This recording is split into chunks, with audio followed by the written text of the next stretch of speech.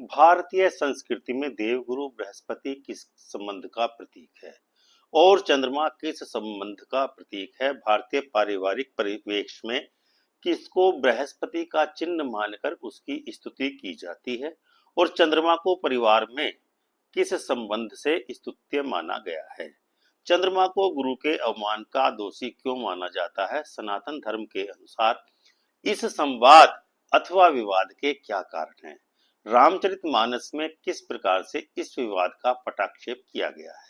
यदि आप इस संपूर्ण विवादास्पद बिंदु के बारे में नहीं जानते हैं तो आज का यह अंक ध्यान से देखते रहिए और चैनल को सब्सक्राइब करके हमको मोटिवेशन अवश्य ही प्रदान कर रहे हैं।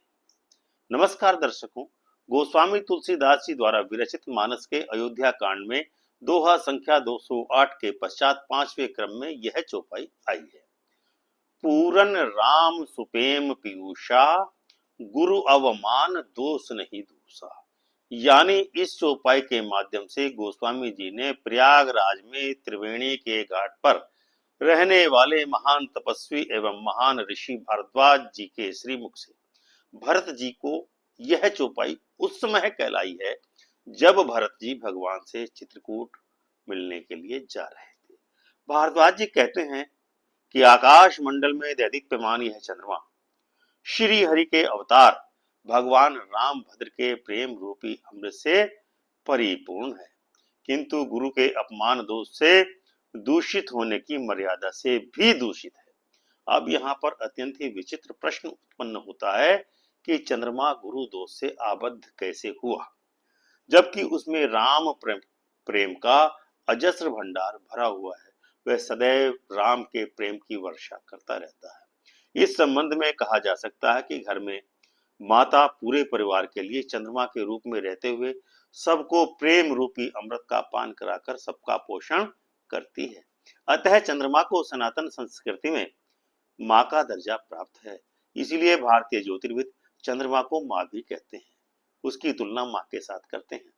कुंडली का विश्लेषण करते समय प्रतीक ज्योतिषी चंद्रमा को माँ के रूप में मानता है, जबकि बृहस्पति को पिता या बाबा का दर्जा प्राप्त है।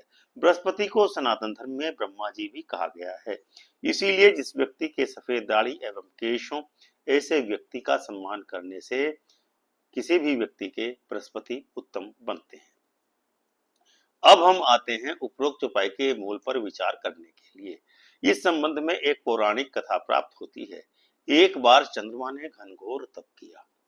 उसके तप बल से चंद्रमा को अपरिमित बल एवं शक्ति प्राप्त हो गई, किंतु प्रकृति का यह सर्वमान्य सिद्धांत है कि मनुष्य को जब अतुलित बल प्राप्त होता जाता है तो वह भोगों में लिप्त निश्चित ही हो जाता है। ऐसा ही कुछ चंद्रमा के साथ भी हुआ। वह भी तप बल प्राप्त करने के बाद भोगों में लिप्त हो गया। उसने भोगों की सारी मर्यादाएं लांघ दी और अपने गुरु बृहस्पति की पत्नी तारा के साथ समागम करने का दोष कारित किया। इस प्रकार चंद्र तथा तारा के संसर्ग से बुध ग्रह की उत्पत्ति हुई। तभी से चंद्रमा बुध को अपना पुत्र मानता है, किंतु बुध चंद्रमा को अपना पिता मानने को तैयार नहीं है। जब इस घटना के संबंध में बृहस्पति को मालूम हुआ तो उन्होंने चंद्रमा को दोष लगाया और अपमानित करके उसका निरादर भी किया और अपने आश्रम से निकाल दिया। उपरोक्त चौपाई में परोक्ष रूप से हम कह सकते हैं कि तुलसीदास जी ने कर्म के सिद्धांत का, कर्मा सिद्धांत का प्रतिपादन भी मानस में बड़ी सुगमता के साथ किया है।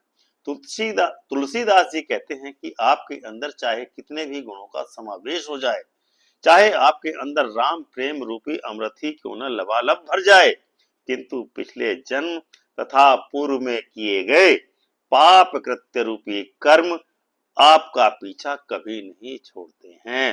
अंततो गत्वा आपको अपने कर्मों का फल भोगना ही पड़ता है। इस प्रकार हम कह सकते हैं कि यही कर्मों का सिद्धांत मानस में बड़ी सरलता के साथ प्रतिपादित किया गया है। तो दर्शकों, यह था हमारा आज का कार्यक्रम। उम्मीद है आपको अवश्य ही पसंद आया होगा और आप इसको मित्रों के साथ, अपने परिवार वालों के साथ, रिश्तेदारों के साथ अवश्य ही शेयर करेंगे। जय सिया राम।